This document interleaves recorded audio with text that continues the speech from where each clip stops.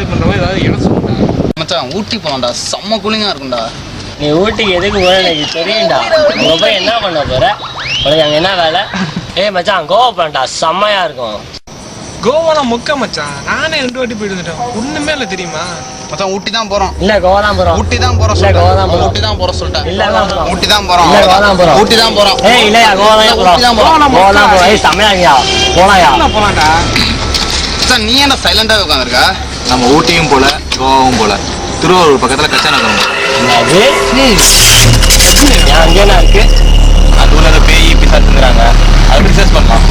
பேய் பத்தி ரிசர்ச் பண்ணா நம்ம வேலை கிடையாதுடா. அப்புறம் எதுக்கு நாங்க தமிழ்நாடு அந்த ஊருக்கு போயிட்டு இருக்கோம்? என்ன வாங்க, இல்லைன்னா நீங்க பேய் கிளம்பிக்கலாம், நான் மட்டும் தனியா போய்க்கிறேன். டேய் பேய் பிசாசுலாம் கிடையாதுடா, நாங்கள் சும்மா ஜாலியாக போயிட்டு வரலாம். டேய் உயிருக்கு ஏதாச்சும் வச்சா என்ன பண்றது? ஏய் ஆமா மச்சான், ஏதாச்சும் ஆயிடுச்சுன்னா என்ன பண்றது? என் உயிரை கொடுத்து காப்பாத்துறேன், போதுமா? மச்சி இப்பெல்லாம் சீரியஸா பேசாத, அப்புறம் நான் சிரிச்சிருவேன். இவ்வளோ தடவை சொல்கிறான், ஆனால் ஜாலியாக போயிட்டு வந்துடலாம். என்னை நம்பி வரவெல்லாம் வரலாம். சரி மச்சான், போலாம். வேண்டாம்.